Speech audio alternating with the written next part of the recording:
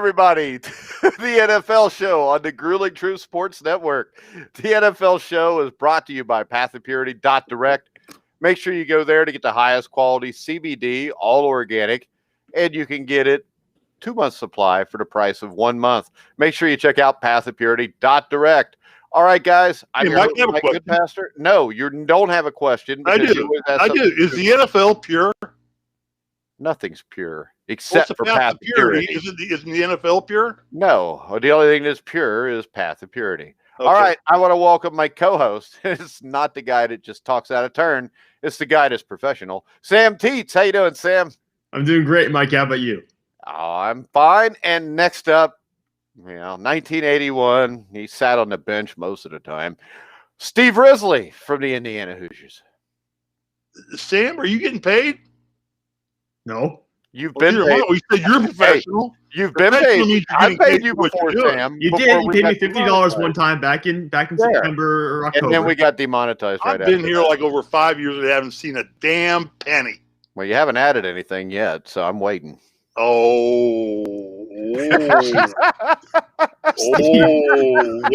I guess I'll just call Isaiah. He's going to log off. To be my first guest on Isaiah. The show I was putting together on Isaiah's not taking a call from you. You already admitted it. All right, let's look at yesterday's games. We're going to start off with Matt LaFleur, who should be fired, and the Green Bay Packers, who lost to the Tampa Bay Buccaneers. Is this safe to say, Sam, that Aaron Rodgers choked?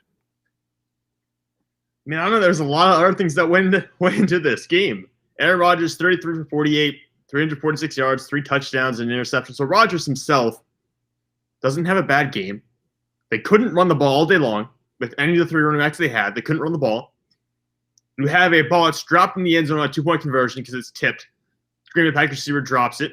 And then you have the inexplicable decision to kick a field goal when it's 4th and 8 or something like that, and Aaron Rodgers couldn't run the play before that. He should have run. But he came out after the game and said, I thought we were going to go for it on 4th down there. So maybe it changes his decision-making if they know he has another play there, or if he knows he doesn't have another play, maybe it changes his mind on what he does there in that drive in those final plays. But he thought they were going to go for it there until, of course, they sent the field goal unit out there, which is, again, something that's indefensible at this point. Yeah, but doesn't that make no sense? Because if you could run, I mean, it looks to me like he gets to at least the 2 or 3 yard line. And actually, if he makes a move on somebody, he scores. So to sit there and say, you don't know you got 4 plays. My other concern is this. Matt LaFleur is the offensive coordinator. He's letting Aaron Rodgers call the plays. But if he doesn't let Aaron Rodgers know what the decision is on 4th down, no matter what, how can you let Aaron Rodgers call the plays? Well, that's what they're saying. That's what people are saying today is that Aaron Rodgers thought or believed that he was going to get an opportunity there. In fact, that LaFleur didn't keep him looped and tell him, hey, by the way, if we don't get this, we're going to go for the field goal instead. I mean, that's almost a fireable offense right there. I don't care if he's won 13 games in back-to-back seasons as his first year as the head coach. But if you don't let Aaron Rodgers in the loop here saying we're going to keep this field goal, what do you think we should do? If you don't let Aaron Rodgers have a huge say in that, well, he's going to be the MVP this year. I mean, you can't defend that as a coach. There's no way to explain that away. You can't try to logic yourself out of it. It's just the wrong decision. And Steve, when you look at Aaron Rodgers, we talk about the 3rd down. That's a split-second reaction. And you can't see everything he is seeing, so you don't know what he sees. And he felt similar pressure thousands of times, a few times in that game where he thinks he's going to get away, and all of a sudden Shaq Barrett takes him down from behind. LaFleur, on the other hand, on 3rd down, had to already be thinking about this decision. So he had seconds, perhaps minutes. And his whole coaching life has to be built around a philosophy. And the fact that he's kicking a field goal, 4th and goal from the 8, if you've got the 85 Bears as your defense, I might be able to see it. But what you've got is the guy that's supposed to be the best quarterback in the NFL. He's got the ball 8 yards from the goal line with a chance to tie the game. Instead, you kick a field goal. Now, you could say you trust your defense, but if you watch this game and you watch this season and you watch last year's playoffs, if you're going to trust Mike Petine's defense to get you the ball back, you're crazy. Yeah, where do you start? I wrote some words down. Having played in a national level Final Four, so to speak, what I learned from being able to observe it while sitting my ass on the bench, of which I played more minutes than Turner and Kitchell in that game. No, I just meant that's generally okay. your entire That's time okay. there. I didn't mean to change And I it. scored as many points as Ray Tolbert did in that game. I found out too.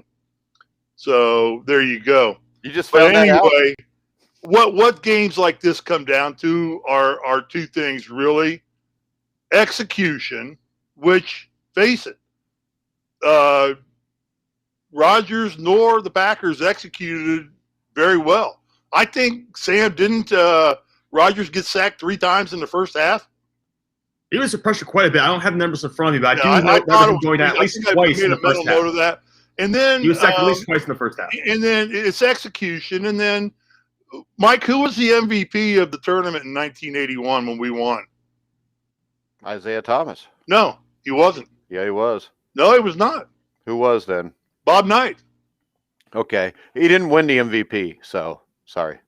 Well, Bob Knight was named as the MVP of the Final Four in 1981, telling you that the other thing, along with execution, is coaching.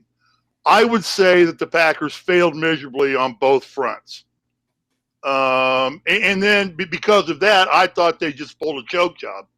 When you talk about Rodgers, and we know what play we're talking about. I think he's got third down, and he's running to the end zone, and he turns around and tries to throw a little dump pass or something like that. And I'm looking at me. If I see a goal line in green, I'm going. I mean, it's not even a decision you make. It's an instinctive reaction. Hey, and the thing is this, though, Steve. You just lied. Isaiah Thomas was named the MOP of the Final Four. Most outstanding player, not the most valuable player. There's no MVP ever awarded in any television show. There was by Dick Enberg and Al McGuire. I didn't know that they had to. But the point is this. A great coach makes split-second decisions. Well, that was my point. Okay, yeah. I mean, Isaiah may have been the most outstanding player, and he certainly was, but the MVP was Bob Knight. He simply outcoached Dean Smith. Bruce Arians just outcoached the Packers coach. It was that simple. And aided by the fact that Rodgers pulled, as you have called often on Aaron Rodgers, another choke job since 2010. It's become his, like Super Bowls are Brady's moniker. Choke jobs are becoming Aaron Rodgers' moniker. Sadly, because I think he's a good quarterback and been good for the league and had a stellar career. Well, how about this? I think this on the line and matters. You talked about coaching. The thing that has destroyed Aaron Rodgers when it comes to ranking the top 5 quarterbacks of all time is the fact that his career has been spent with Mike McCarthy and Matt LaFleur. Yeah, coaching, sure. I mean, coaching will determine how successful you are. I mean, hell, Michael Jordan made Phil Jackson the greatest coach in the NBA. Pippen, Rodman, and Jordan, go back and look at that. Look at Pat Riley. Showtime made Pat Riley. Yeah, but the difference is this. In football, you've got a coach. I mean, Red Auerbach didn't really have a coach. You have a coach, but what good does – I'm sorry, Mike, for interrupting. I apologize. Oh, you're all right. But my point is you have a head coach who sits there and administrates. Then you have all these offensive coordinators, defensive coordinators, quarterbacks coach, linebacker coach, toilet break coach, closed tent coach. You've got more coaches than you do players. And who's doing what? Who's making the call? The kicking guy needs a coach? Really? Go get your damn net, set up the ball, and kick the damn thing through the upright. How much coaching do you need for that? Well, the other thing that gets me here is this. I mean, if, Sam, you go for it and you don't get it, you're going to leave them inside the 10-yard line. You still got all 3 timeouts and the 2-minute warning. If you force them to punt, you're probably getting the ball at midfield with a minute and a half left. Then you just got, and you still you got all those defensive stops that you're talking. Yeah, you got those defensive stops that he was talking about after that. LaFleur was talking about after the game. But he's saying, "Oh, we had 4 defensive stops. We trusted our defense there." But if you just go for it, I mean, it makes it that's simple. I mean, you still trust your defense. Then why not do it and maybe get the ball back around midfield, maybe around your 40-yard line, and you still there, Rodgers. Still have a chance. And frankly, when you're around midfield, the playbook is much wider because you have so much more room to work with. You can throw deep if you want to. You can't do that when you're crammed in on the 8-yard line. So I think if you go for it there, not only does it show you're not afraid of trying to win this football game, it also sets you up, well, you still have an opportunity to maybe drive down there and then eventually go for an onside kick and try to get back in this game. Yeah. Actually, maybe that's closer. It's 26-31 was the end of the game score. Is that, there are ways to play these games, Mike, and you know better than any of you because you've coached more than all of us by far, but you either play not to lose or you play to win. It's one or the other. I mean, 'tis better to have tried and failed than never tried at all. I mean, there's like 1,000 cliches about that play, just on that very play, and they failed all of them. Well, see, and the sad thing to me is this. Matt LaFleur's been in this game before. They were in there last year. So it can't be that, well, it was his first time in a big game. He screwed it up. I know this. First championship game I coached, I screwed it up. After that, I didn't screw it up no more. I learned my lesson. Yeah, I didn't lose. You learned your lesson. So the point is this. The Green Bay Packers yesterday got 3 interceptions off of Tom Brady. They won the turnover battle, and they lost the game. That's something that should never happen. You played for Bob Knight, who used to tell you all the time, I'm sure, because I've seen him say it a bunch of times, the team that makes the least amount of mistakes is going to win the game. Yeah. And the thing that's a bitch here is Tampa Bay made more mistakes and still won. Oh, yeah, easily. I mean, Tom Brady, for as good as he was, especially in the first half, Aaron Rodgers probably outplayed him for the whole game. Aaron Rodgers probably performed better because Tom Brady had 2 very ill-advised throws. Yeah, but you know what? I'll give you this real quick because I know I had this argument with a couple people during the game. Tom Brady's 3 interceptions, though, were all thrown 40 yards downfield. Right. And inside the 25-yard line. Aaron Rodgers' interception was thrown in the middle of the field. So I've got a quarterback. He's got a big arm. All right. And I always tell him, I don't care if you throw an interception 40 yards down the field. It flips the field. It's the same thing as a punt. Right. Don't throw the interception within 20 yards of where we're starting.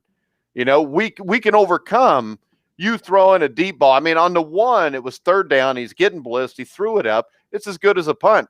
So I think Brady's mistakes were made deep down the field. They flipped the field. Aaron Rodgers, when he made his mistake, the mistake was made right at midfield. It put the Bucs in position to score. So a lot of this is where you throw the turnover or where you get picked off at. And it's hard to overcome having the ball at the 40 and getting picked off at the 50 against Tampa Bay. And it's also the Tampa Bay Buccaneers capitalized on the turnovers they had. They interception against Aaron Rodgers. They threw it for a touchdown with 8 seconds left in the first half. They scored on that play. The fumble immediately at the very beginning of the second half. They scored a touchdown off of that eventually. So that's 14 points off turnovers. Green Bay, which forced 3 interceptions, they got that 1 touchdown. They went for a 2-point conversion. They didn't get it. So Tampa Bay got 14 points off turnovers, and Green Bay got 6. That's the difference in the game. Yeah, Steve Rizzer agrees. You have to go for it there. I don't think there's anybody that doesn't. And, this is the thing. When I look at this, I mean, Aaron Rodgers is the kind of guy that's going to get Matt LaFleur fired, and probably in the next day or 2. Would that surprise you? No, it wouldn't shock me. It wouldn't be the biggest shock, but everyone's calling for his head anyways. It's not probably just Aaron Rodgers at this point. Yeah, but the thing is this. They'll pay attention to Aaron Rodgers. Aaron Rodgers is not defending him. Not by any means. You haven't seen him defend him once. And the thing is this. If you're the quarterback and that's your head coach, if you respect him, you defend him even if you think he was wrong. Aaron Rodgers isn't doing that. Aaron Rodgers is letting the bus run over Matt LaFleur. I'm sure Aaron Rodgers probably has a lot of conflicting feelings about that organization. You think Rodgers is that to throw away the chance of going back to the Super Bowl to get the bus run over LaFleur, that Rodgers is orchestrating that? I see. That's back to your done it before. No, see, this is the thing. Number one, I don't like the disrespectful bullshit you throw on me with QAnon, which I've told you I thought was a bunch of morons. Number two, Matt LaFleur cost him a chance to go to the Super Bowl. It cost him a chance to have the ball in his hand for him to be the one that makes the decision whether he goes or not. As a player, I don't want a coach that's afraid to put the ball in my hands and let me make the climactic play. What you have is this. You have a coach that right there said, I don't trust you, Aaron Rodgers. He just flat out did. Because if you trust Aaron Rodgers, and you should, because he's the only reason you got a job in the NFL, you let him make that play. You let him call that play. And you put it on Aaron Rodgers' shoulders. Because as a coach, if you really trust your players, the best way to coach them is to put it on their shoulders. And the problem is he put it on Rodgers' shoulders those first 3 plays. You can call him. But he never gave the accountability to tell Rodgers, well, if it gets to 4th down and we're, here, we're going to kick a field goal. He never told him that. The communication was not there. A great coach is a great communicator. Matt LaFleur did not communicate that to Aaron Rodgers. If I was Aaron Rodgers, I'd get his ass fired. We saw Magic Johnson do it to Paul Westhead. That worked out all right for Magic. And right now, Aaron Rodgers probably has 3 or 4 more good years left, and he doesn't want to waste them. He's wasted them with LaFleur. And the other thing is this. This also falls on the Green Bay Packer organization. They drafted Jordan Love last year. I'm sure they could have picked up another receiver, or they could have picked up a defender that could have helped them yesterday to win that game and get to the Super Bowl. Instead, they picked Jordan Love. That makes no sense. So the Green Bay Packers have destroyed Aaron Rodgers' career. I mean, he's still going to go down as a legendary all-time great quarterback, but he's never now going to be in the conversation with Brady, Montana, Elway. Those guys are out of his range now because he's so old, he can't win enough to get there. And Matt LaFleur and the Green Bay Packer front office is why. The Green Bay Packers front office was why before, because the previous 5 or 6 years, they never gave him a running game. Because they draft a corner. They draft, a backup quarterback. And there's nobody in the world that thinks Jordan Love, drafted at 24, is going to turn into Aaron Rodgers. Nobody outside of the Green Bay Packers organization, which has been incompetent. The only thing that has saved their ass is that they've got Aaron Rodgers. Well, in that spot, you could get, Chase Claypool is still on the board. T. Higgins is still on the board. You have opportunities to get receivers, which is what Aaron Rodgers said he wanted. And now you're airing free agency where Aaron Jones, your top running back who rushed for over 1,000 yards this year, he's a free agent. Corey Linsley, who's the best center in the NFL this past year and an all-pro, he's a free agent. Robert Tonyan, I believe he's a restricted free agent. He's that tight end that caught 10 or 11 touchdowns this year. So now you're in a situation where the free agency market is really going to impact this team. You don't know if you're going to be able to get back next year and be the same squad that you were this year. And it's at a point with Aaron Rodgers where I would be pissed. And he even said in his post-game press conference, he was very non-committal about anything he was going to do in the future. He didn't say, I'm ready to go back and run back next year. He was very quiet about it all. He said he'll make some decisions this offseason. So if I'm Aaron Rodgers, I am seething, and I'm going to go to the Green Bay's front office after a couple of weeks and say, look, you need to give me a lot more say what's going to happen here, because I am your only hope of winning a Super Bowl here, probably for the next decade, especially you're paying Jordan Love as the future heir to this throne. Yeah, and he's not. Jordan Love was a throwaway pick in the first round, with a first round that had a stud wide receivers. I guarantee you there's a defender somewhere we can find that could have helped them out also, because the defense wasn't very good. Mike Patine has basically not done a very good job anywhere he's been, and I don't know why you would keep anybody in this organization. I mean, right now is the time where you got to make a move, because if you don't, an unhappy Aaron Rodgers is not going to work out well. And Aaron Rodgers is a dude that I think would just say to hell with it and retire. Yeah, it might. I mean, he might do that this offseason. You never know. Aaron Rodgers is the kind of guy who has so much money, all the money in the world. He doesn't need to be out there continuing to play. He could end his career now and still probably be a top 10 guy all time at the position. Won't be top 5, but could still be top 10, arguably. And Rodgers, too. I mean, look at all these guys who have requested trades this offseason. Quarterbacks and players right now have more power in the NFL than they've ever had before. Deshaun Watson has said he wants out of Houston. Matt Stafford and the Detroit Lions recently, they came out this past weekend that they're working in agreement to get out of their current contract. So I wouldn't say, Aaron Rodgers is above telling them, look, make serious changes to your organization here or I'm done. Yeah, there you go, Steve. Aaron Rodgers, new quarterback for the Indianapolis Colts. Yeah. Hey, with that O-line. We'd be fools not to take him if we could get him. And my other thing is this. From watching this game, the thing that blew my mind is I'm not a big fan of Bruce Arians either. The best coach in that game yesterday is Todd Bowles. And Todd Bowles' problem was he took the New York Jets job. Todd Bowles should be a head coach in the NFL. People forget he was coach of the year, close to coach of the year. He went 10-6, but missed the playoffs with the Jets. And then the Jets, their front office destroyed it like normal. But yesterday, you had 2nd and 1. The Packers jumped off sides on purpose. Great call by LaFleur. All right. But then the Buccaneers accept the penalty. why wouldn't you decline the penalty? I mean, to me, that's just not paying attention to the situation by Bruce Arians. So when I look at this and going forward, I thought you had two really good coaches in the AFC game and two below average coaches in the NFC game. And I think that's what we got yesterday. No, I'm right there with you. I mean, even the announcers of the game call out Bruce Arians for that one. They're like, why wouldn't you just decline that? If you decline it, it doesn't do anything. It doesn't change the situation whatsoever. What Green Bay did is basically worthless. But instead, he accepts that. So I think Bruce Arians, in this entire year, Bruce Arians has made decisions or said things after games or after practices that just don't make much sense whatsoever. I think Bruce Arians is kind of living a little bit of his own fantasy world here. And with LaFleur, obviously, there's plenty of shortcomings there. Todd Bowles, like you said, is right. Todd Bowles fooled Aaron Rodgers the last time they played him multiple times, resulting in, I think, at least one defensive touchdown and one that was very close to the end zone. And they went around yesterday, and they didn't necessarily fool him, but they made him make mistakes again. They made him uncomfortable again. And doing that to Aaron Rodgers twice in the span of one season is very impressive. Well, how about this? If I'm the Green Bay Packers, you know where I'm going with this. He would be my head coach, and I would let Aaron Rodgers call the offense. Why not? I'd give him an OC to help him. But, I mean, Todd Bowles is an infinitely better coach than probably half the guys that have head coaching jobs in the NFL. I'd love to have him in Cincinnati. Let's go to the pass interference, which a lot of Green Bay Packer fans are mad about. Steve, was it pass interference? The holding? Yeah, the pass interference on the last play that kept the drive going for Tampa Bay. When you watch it in instant replay at slow speed, you can see some holding in it, but at normal speed, I think that play, you can find that play. It's kind of like holding on the offensive line. You want to go look for it, you can find it on every single play. There's always holding on the offensive line. So, no, I don't think it's the way they were calling the game, and the announcers were even commenting on the fact that they were calling the game loose. And I was fearful of that the minute I heard that. Oh, my God, watch. This is going to come down now because they were calling it loose. They were showing a lot of grabbing of jerseys and tugging on them and things of that nature.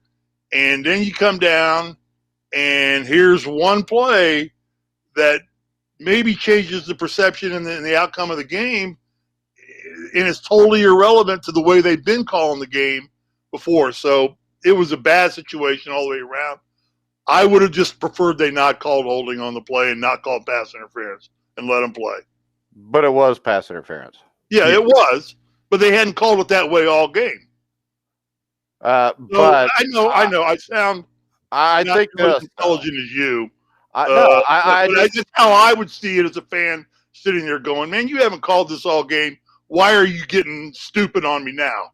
Well, I think when you see that, though, because yeah, that's what, right. But how long did it take to get to that shot? The normal guy did not see that shot. You couldn't see it because the angle on the play when you're watching is from behind, Steve, so you're not going to see it. Plus, it was well before the ball got there. There's no doubt it's pass interference, but I'll also tell you this, if you're a Packer fan. I also agree with you that Aaron Rodgers' interception was an interference. The guy clearly grabbed his shoulder. So this is just bad officiating again, I think. Right. The whole game was just a foul. I mean, they're other than the fact that Brady's going back to his, seventh opportunity to win a ring, what was good about it? And the Tampa Bay defense, which was stellar. We go back to defenses win championships.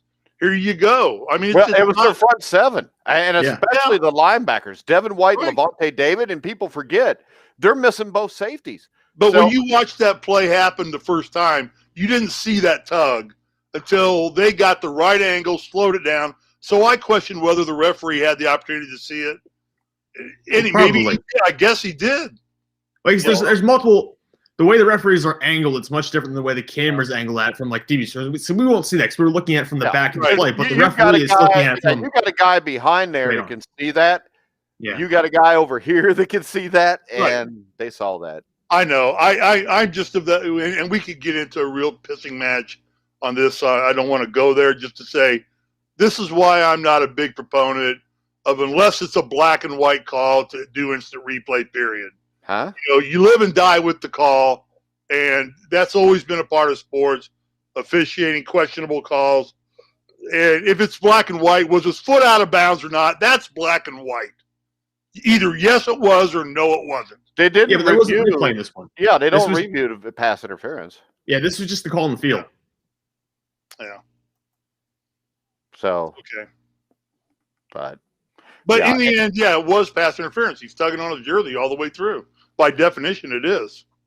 and I would say this: Steve Rizzer says coaching could definitely be a factor in the Super Bowl. If it is, the Kansas City Chiefs will win this game rather handily because Andy Reid is a great football coach. It may end up being Nobody else Reed is. versus Brady. Well, Watch that. Although well- Mahomes is pretty damn good too. So Mahomes has nothing to do with it. This is Tyreek Hill, Travis Kelce, and Andy Reid and the way he uses them. yeah, So against let's go Brady, ahead. and the way he's got the experience of that nobody else will ever have playing in that game. Whether that matters or not, who knows? Who are you talking about? Brady? Brady. Oh, Mahomes was in that game last year, so he's been there more recently than Brady too. Let's go to the Buffalo Bills, Kansas City Chiefs. The Bills jumped out 9-0. After that, it was painfully obvious the Buffalo Bills are not on the same level as the Kansas City Chiefs. The main reason I say that is, how can you not jam a tight end off the line of scrimmage? I mean, Pee-wee teams jammed a tight end off the line of scrimmage, but for some reason, the Buffalo Bills never figured that out. Yeah, I don't know if you're watching the game the other day, but Tony Romo was practically begging the Buffalo Bills to just jam Travis Kelce however possible. Tony Romo was like, look, this is the most obvious thing you could do is jam him on the line, slow him down a little bit, take that extra second away, and then it changes everything. But really, they came out, Buffalo had the safeties deep for most of the first half. They were hitting Travis Kelce in those 10 to 12-yard patterns underneath the entire time. And then you come out, and once the players start moving up a little bit, suddenly it's Tyreek Hill time. He just runs right by everybody. So, I mean, it was excellent play calling by Andy Reid and Eric Bieniemy, whoever else was involved in the game plan. It worked out very well for them, and they clearly exploited Buffalo's defense there. And the difference to me is this: Buffalo, they're so one-dimensional. I mean, Devin Singletary, 6 carries, 17 yards. TJ Yeldon, 3 carries, 15 yards. All the rushing yards were by Josh Allen. But you can't expect any quarterback to have to come out and throw the ball on every down and be able to win a championship game, Steve. No, but Buffalo wasn't one-dimensional all season long, were they?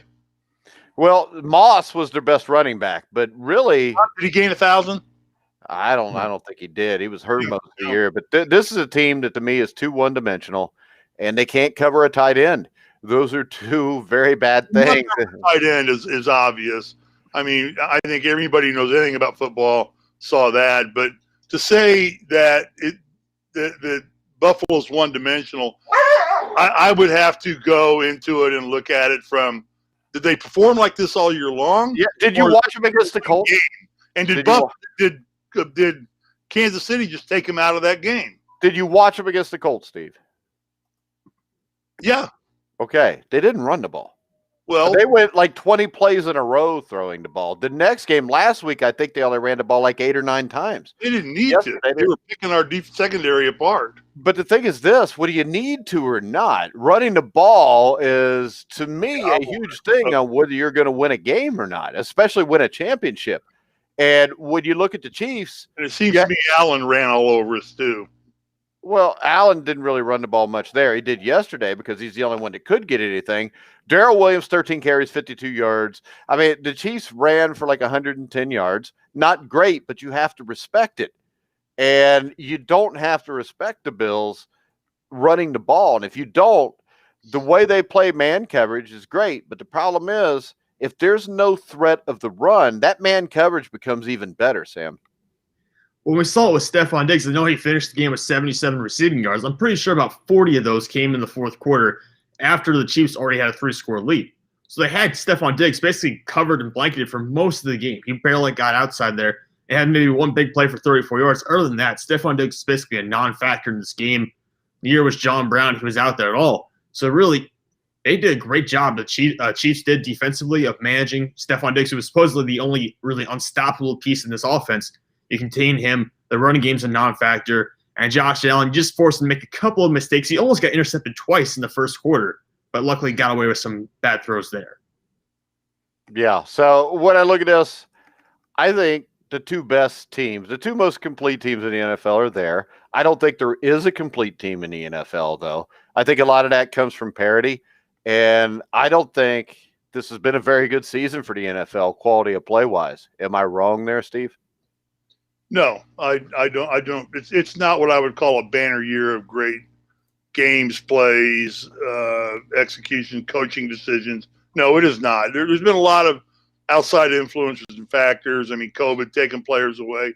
I mean, you can blame a lot of that on everything. I get it. But no, this is not what I would call a season that Steve Sable would put into the highlight reel and go, one of the most daunting years ever. He'd make it look good, though.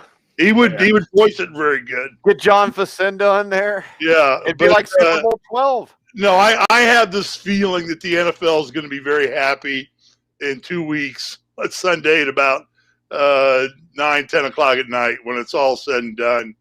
And they can go retool a little bit and see what's going to happen for the next season. Because this has been one for the Bucs, not necessarily in the best way. Yeah, and I'll tell you what, they need more sponsors with the NFL because I'm tired of the same 4 commercials over. Oh, Yeah.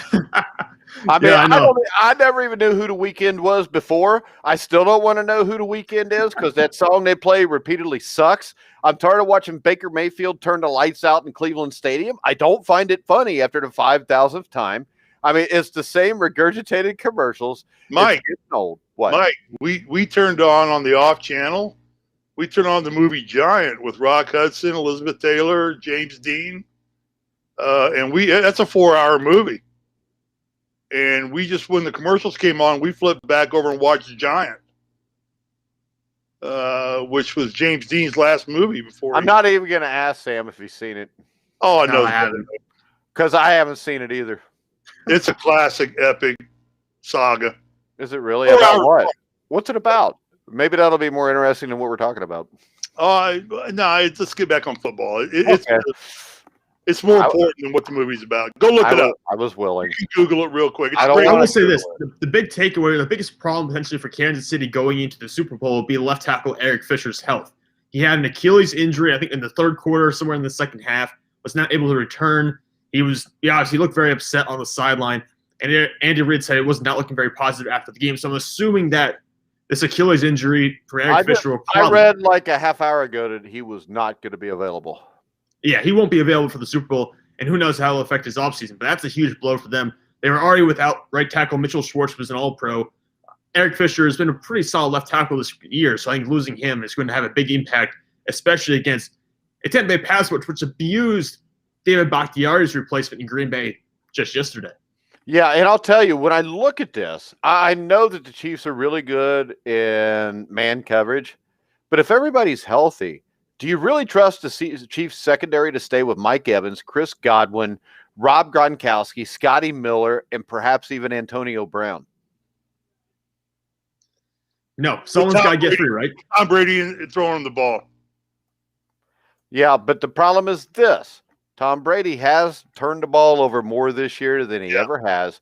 And if you turn the ball over to Kansas City, you're going to lose because they'll take advantage of it and they will beat you. So Tom Brady has to play a great football game for them to win this game because the Green Bay Packers and the Kansas City Chiefs are on 2 entirely different levels.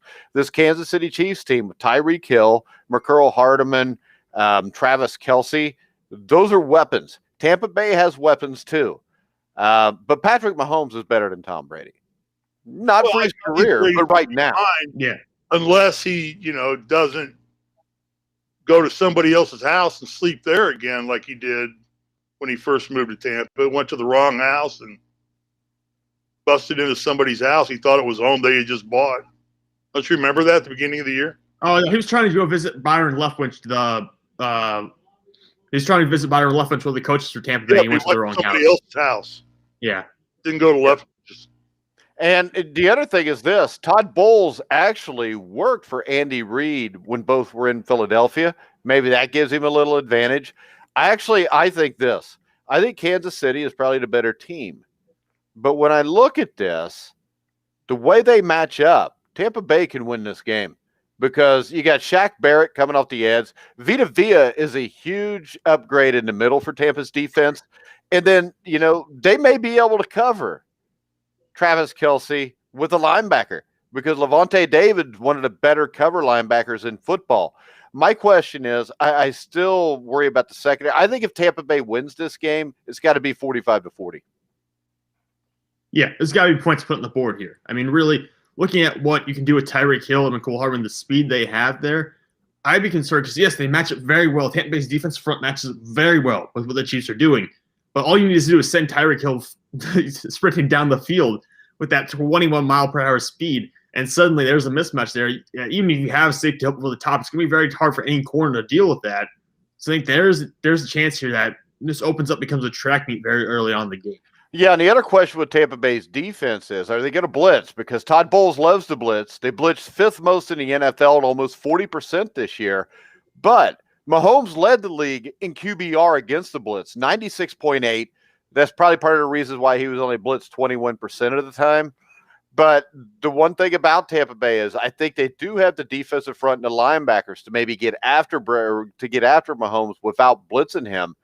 But if they blitz him, I don't think they can cover the Chiefs guys. So they've kind of got to play coverage. They got to play kind of like Buffalo did, only cover the tight end, and then maybe just bring a backer every once in a while. I don't know. I think this team is – this Kansas City Chiefs offense may be the most difficult – I don't know that they're the greatest offense of all time because I think that Rams offense, the greatest show on turf, might have been with Marshall Faulk at running back. They don't have a Marshall Faulk. But the way Andy Reid uses motion with Hardeman and Hill and all these guys, this is probably the toughest offense to defend that I've ever seen. Yeah, that makes sense. And also, they can attack you at basically every level of defense because you have Travis Kelce, you have Tyreek Hill, and it'll be interesting to see if they get Sammy Watkins back or not. He's missed quite a few games this year already. But Sammy Watkins is kind of the factor where he'll come in every now and then. He'll have a big game. There are instances where Tyreek Hill's been hurt, Tyreek Hill's been unavailable, where Sammy Watkins will have 147 yards and 2 touchdowns or something like that. So you get Sammy Watkins back for the Super Bowl. That would be a big addition for the Kansas City Chiefs, especially now that their offensive line is probably going to be the most questionable part of this entire team heading into the Super Bowl. Yeah, and the other part of this, Steve, is you look at Tom Brady. He ranked 30th in QBR when under pressure this season and number 5 when he's not under pressure. So I really expect the Kansas City Chiefs are probably going to blitz him 50% of the time. Yeah, I would agree. And he definitely is not as mobile. He never was mobile to begin with. And he's about 50% less mobile now than he was 10 years ago. So I would think you'd want to put pressure on him and blitz him. Although I think Tom Brady at this point in his career, it's all about the intangibles and not the tangibles. I think Patrick Mahomes is all about the tangibles. You got to believe, and when I watch the Chiefs play, I believe every play is a potential scoring play for them. I just think Mahomes is that good at manufacturing stuff. And other quarterbacks have been that great too. Rodgers, at some point in his career, was that great. Rodgers was better than he ever was this year. The difference is this. If you throw Aaron Rodgers in Kansas City, they're going to win the Super Bowl. I mean, any guy that's a top 10 guy is going to win the Super Bowl. It's not a shot on Mahomes. Right. It's that they have so much manufacturing, and Mahomes can manufacture. I think the thing about Brady is it's the intangibles. I don't care because the intangibles in this game right now to me are Andy Reid. Because Patrick Mahomes, I don't know how great a quarterback he is. But I do know now how great an offensive coordinator Andy Reid is. With that motion, he makes everything real easy. It's like he's playing 3D chess and everybody else is playing checkers. And when you look at that, I think another huge matchup here, Sam, is Tyrann Mathieu to Honey Badger against Bradley or against Brady, because I think what you're going to see here is a post-snap matchup where I look for the Chiefs to use late movement to kind of spin, the Honey Badger to the middle of the field as a robber defender and then bring pressure to try to bait Brady into throwing a pick or two. And I really think from what I've seen of Brady this year, I don't like the Bucs' chances offensively here. I think he's going to throw 2 or 3 picks in the Super Bowl. Well, yeah, especially after he's done the past 2 weeks. I mean, Mathieu is incredibly talented player. He's one of the most versatile defensive backs in the NFL. And we saw him yesterday. They'll bring him on the blitz, and he'll get pressure on the quarterback that way. If he was playing anyone other than Josh Allen, Mathieu probably would have 1 or 2 sacks yesterday. So you can bring him on the blitz. You watch him move around right before the snap. He will go from being right in the center of the field all the way back to dropping back deep. He will come all the way up to the line of scrimmage from deep, and he just moves around so much in the 3 to 4 seconds before the snap actually happens. He moves around so much, and he sees him move around everyone else in defense communicating, making sure everyone's in the right spots. The way the defense was moving last night for Kansas City, very similar to the way they were doing so last year around this time when they took that jump they needed to make it sure they could win a championship, make sure they could win a Super Bowl. They needed that jump. They did that yesterday. They showed me something they have not shown me the entire year, in that they can make these big play situations. Even Frank Clark and Chris Jones up front, they had big games yesterday. So I think the Chiefs right now are the best spot defensive that they've been in all year. All right. The other thing here that's interesting to me is Steve Spagnuolo, who I think is a great defensive coordinator. Before you move on to Spagnuolo? Yeah, Spagnuolo, the Chiefs are not known for their defense, but the thing about Spagnuolo, what was that? Nothing. Go ahead.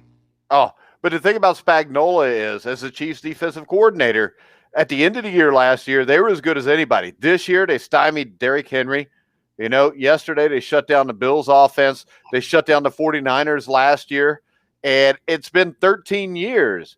But remember, Steve Spagnuolo's New York Giants defense is what beat Brady in that undefeated season in Super Bowl 42, which makes for another great story or byline for this game.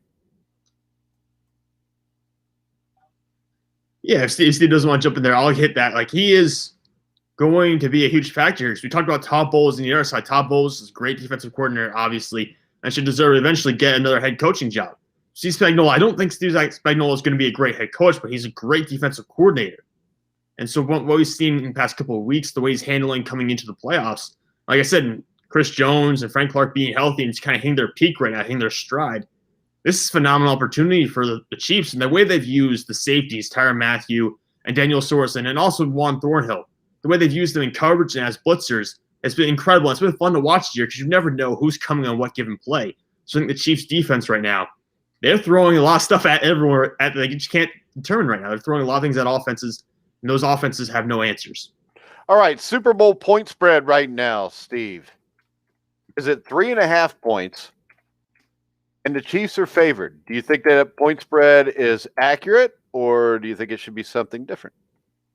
I'm tending to believe at this point this is not going to be a very close game. Now, I don't think it's going to be a 50-20 blowout, but I think this ends up being a more than one score victory for one of the two teams. I'm not sure how yet, but I don't see this as being a 27-26 football game. So if you had to put a spread on the point spread on this game right now, Vegas called you up and said, Steve, what do you think the point spread should be? Who would be your favorite and by how many? Well, I think on paper the favorite would be Chiefs by 8. That makes sense to me. That would be my pick on paper, although there's that intangible of Tom Brady again, which there's where the betting – that's why it's gambling. Well, that's why also – the paper line. That's why it's 3.5 points too. Yeah. Pardon? That's why it's at 3.5 points but too. But I think on paper Chiefs by 8 or 9 points. Yeah, I think it's right in there. I think they're capable of doing that. All right, Sam, very what do you easily. think? No, I think Kansas City 7.5 probably would be right around where I would put it. I think it would be probably a one-score game, but by a touchdown, not a field goal. So I think they have somewhat the right idea. But I still believe that Chiefs have to be favored by more than 3 points at this point because of what they've done so far this year, how the offenses look. And again, Tom Brady, the difference maker here could honestly just be Tom Brady because Tom Brady turning the ball over, you didn't get those turning the points against Green Bay. If that happens against Kansas City, when he turns the ball over, Mahomes, Andy Reid, they're going to be ready to score. So I think Tom Brady turning the ball over, the turnover battle will be the difference maker here above everything else in this game. Yeah, when I look at it, I say 7 to 10 points. I think this game is generally a mismatch. And it's a mismatch. No, it's a mismatch. It's a mismatch. It's a mismatch on the paper that says 43 on the birth certificate of Tom Brady. Because to me, he still has zip on the throw, but he can't move in the pocket. Any kind of pressure, he's dead to rights. Now, I think if you look at his team, Tampa Bay's defense is better. Hell, they're the one team that may have as many wide receiving weapons if everybody's healthy. They've got the better run game. But Tom Brady to me, and I may change my mind, this is not my pick for the game, but I'm just saying right now, if I was to bet on the Buccaneers, you would have to give me at least 10 points for me to feel relatively comfortable about it. Now, I could see ways Tampa Bay could win this, but the problem is I don't see ways that they're going to cause too many turnovers. They may be able to blitz him, hit him, get him out. Maybe they only score 27 points and it's a close game and there's a chance. But there's just too many. Put it like this. I could think of one way, maybe two ways that the Buccaneers can win this game. I can think of 6 or 7 ways the Chiefs could win this game. And once again, the biggest mismatch on this field, head coach. Andy Reid, Bruce Arians, there's no doubt which one is better. And the thing is this, Todd Bowles is a great defensive coordinator, but so is Spagnuolo. It's like when there steel Spagnolias, see if he can win the Super Bowl. But when I look at it right now, I just see, I always say quarterback, head coach, offensive line are the 3 things I look at, and D-line. D-line, Tampa Bay is definitely better. O-line, with the injuries, I think Tampa Bay is better. Quarterback, though, Chiefs are better. Head coach, Chiefs are better. So it's kind of split there. But I still, to be able to make a bet on this game, I would only feel comfortable if I got 10 points right now. Yeah, which seems kind of crazy because of how good the offense has been for Tampa Bay at points during the year. But then again, like I said, it's the turnovers and it's the coaching, and it's 2 defenses that are playing really good football right now. And if they're just going to ask me, who's more likely to make a turnover here? Is it going to be the Chiefs offense, which didn't turn the ball over against Buffalo the other day, or is it going to be Tampa Bay? It's going to be Tampa Bay. Tampa Bay is going to be the one to make the mistakes offensively. So I think that's the huge difference maker in this game right now, is the Buccaneers have not shown the ball security that the Chiefs have for most of the year. Yeah, so right now, even if I thought Tampa Bay was going to win with a point spread of 3.5, I would bet the Chiefs. Just because if I'm picking Tampa Bay, I'm doing it off this one little lane of where I think they can win the game. If I'm doing it with Kansas City, there's a big old lane where I can see them winning the game. But as I'm looking at this right now, this is very early in the 2-week period, and then why we have to wait 2 weeks to play this game? You think the NFL would want to just get this mess over with? What are you sitting here for 2 weeks for? My guess is because it was already scheduled that way. Exactly. Yeah. But, anyway, Mike, I know you're going to rip me on this. I'll try. I know. I liken this a lot to the Bucs Green Bay game to a large degree.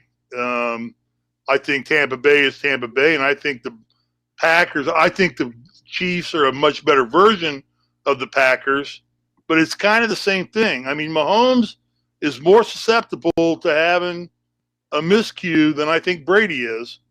Brady's going to make your turnovers. I get it. But, Sam, give me this. Brady recovers from his turnovers. So I mean, he doesn't make a turnover and compound it. He makes a turnover and makes up for it more times than not. Tampa Bay's defense, if they have another output like they did against Green Bay, now you're going against a better coach and a more stellar defense in Kansas City's defense. So that skews it a little bit, but I really see this game is a lot like the Green Bay-Tampa Bay game. I mean, Green Bay was an explosive offense, allegedly. Kansas City's a very explosive offense. I think, Green Bay's Kansas City's defense is playing better than Green Bay's was, but Tampa Bay's going to have to have another monumental effort, and Kansas City has got to keep their offense productive. If it gets unproductive, this game switches real quick, because I just don't think Brady is going to kill you in this game. He's not the reason the Bucs lose this game. The difference maker between Green Bay and Kansas City, outside of the head coach, is Travis Kelce. Sure. Travis Kelce is probably the most uncoverable weapon, including Tyreek Hill and Stephon Diggs. He's the most uncoverable player. I disagree. Tyreek Hill is the most uncoverable player. The fact that we can have this agreement tells you they have 2 very good offensive weapons here. No, it just tells me you're like completely wrong. I mean, it's Tyreek Hill. All right.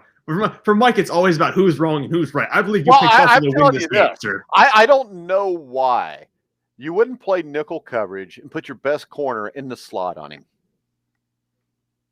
Why does nobody ever do that? I don't know. Why don't you jam the line of scrimmage? Why didn't Buffalo jam at least once? But the point is this. If you were to jam him with your defensive end and put your best corner on him, the best cover corner, or probably your biggest, strongest, probably your quick side corner, you put him there. You put your better corner on Tyreek Hill. You throw us both safeties over the top, and you dare them to throw the ball to the other side of the field or to run the ball. I mean, I just don't understand why people want to continue to try to cover him with a linebacker. It doesn't work. And frankly, Tyreek Hill had Tre'Davious White, the best corner for the Buffalo Bills, on skates the other day. There were plays where Tre'Davious White would try to slow down and stop Tyreek Hill, and Tyreek Hill would get around before Tre'Davious White could turn his head and know what happened to him. Yeah, it's just a complete mismatch. I think people need to think outside of the box. If you remember the Patriots 2 years ago, and the Patriots, didn't they shut them out for the first half pretty much? And then, when the Chiefs came back, the Patriots still had enough at the end to win. But if you remember, Belichick did the same thing he did against that great Bills team in Super Bowl 25, where he only played 2 down linemen against them. And then he put like 6 or 7 DBs out there and then a couple linebackers. And I mean, I don't see why people don't try something like that, because if you have a huge mismatch of speed against size, why don't you want to get more speed in to try to match up with it? Because the thing is this, if you give me a choice of being the strongest man in the world or the fastest man in the world, I want to be the fastest man, because the strongest man can never touch me to whip my ass. That's a funny way of putting it, but you're right there. I mean, look, Todd Bowles is a very good defensive coordinator, so maybe he'll come up with something interesting What's here. that look for, Risley? You got to sleep sometime, Speedy.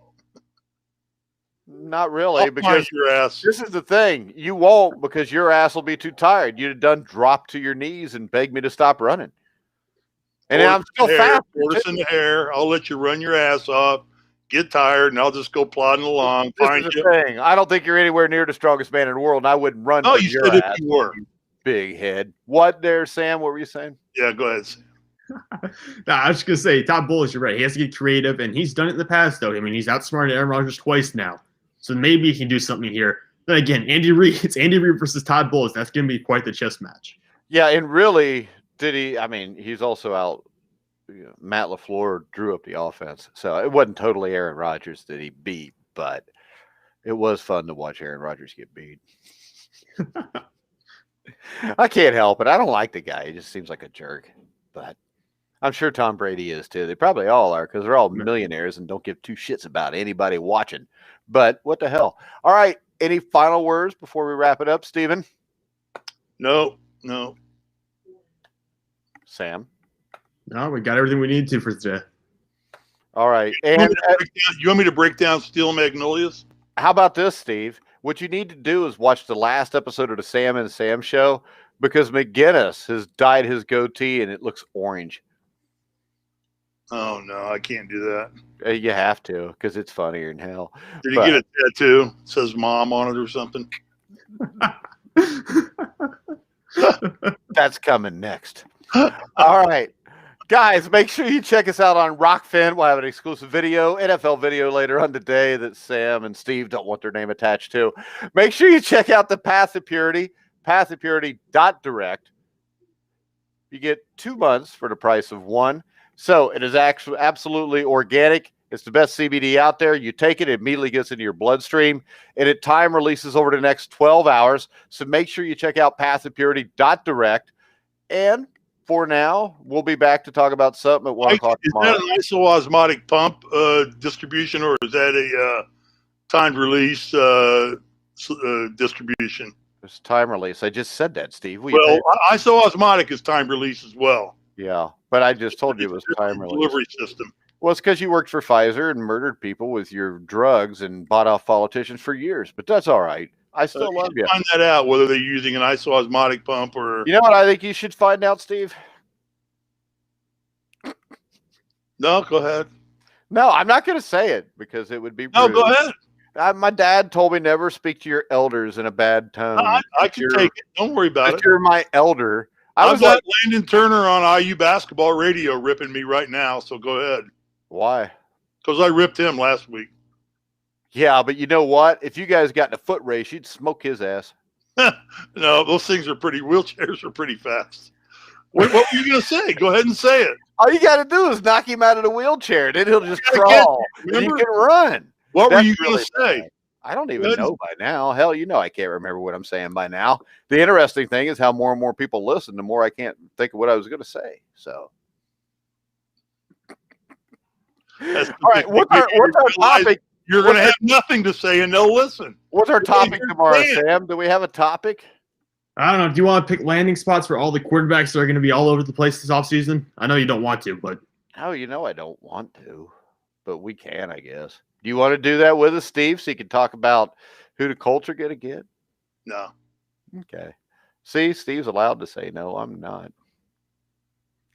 But, all right, guys, check us out on the Rockfin. Also, check out thegruelingtruth.com. Follow us on Facebook, where our followers are up to almost 90,000 now, Steve. Really? Yeah. We've had over 7 million people on the Facebook page in the last month. We got Sammy. Yeah. Which Sammy? You've been here a while. Let's face it. Talking about orange Sammy or bearded Sammy? Bearded Sammy. Bearded Sammy? Orange Sammy's too. We should put Orange Sammy on NASCAR with Pony Boy. With you. I hope we don't even have it. You retired me from NASCAR. No, I didn't. I just didn't want to subject you to that bad show. You fired me. Anyway. Dude, no. One sport I dearly love. Steve, if you want to do a NASCAR show, we could use one. No. I just wanted to get you away from that mess. They were terrible. No. They were terrible. You got. I want to work more with Sam Teets. Yeah, but he don't like NASCAR. Well, we can do some other sport. Dude, you're really gonna get mad because I took you away from Pony Boy? No, NASCAR. Yeah, Sam, but Pony Boy was with me. Do you want to do what? Sam Teets, we should do a college basketball show. There you go. I'm not getting any more involved. I'm trying to find a job here. I'm trying to get work. I don't know what you're talking about here. I'm trying to pick up a part-time job here. I'm putting 50 resumes a week. I don't know what you want me to do. I'm trying to get a full-time job here, not add more stuff I have to do. Hey, why don't you guys take your disagreements off air? Hammonds, who's a former announcer of the Golf Channel, who was talking to Dave Faraday, who knows everybody in the sporting world. Also, if you know of a job for Sam Teets, go to @SamTeets33 on the Grueling Truth. Send him a job offer. Where do you live, Sam? New Jersey. There North you New go. Jersey. So you're kind of glutton that Rutgers kicked Indiana's ass. Gloating. I don't think he cares. I couldn't really care about Rutgers, honestly, at this point. Mike, Nobody cares about Indiana either. Request any copies of any tapes from the NFL show we've done all season.